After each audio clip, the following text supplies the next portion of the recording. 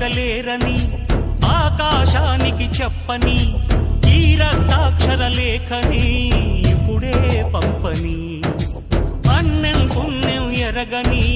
మా సీమకిరా రమ్మని ఆహ్వానం అందించని మెరిసే చూపుని తొలగింది ముప్పు అని నీలి మప్పు మనసారా నవ్వని చిరుజల్లు ముంపు మన ముంగిలంత ముత్యాలే చల్లని ఆశా సుగంధమై నేల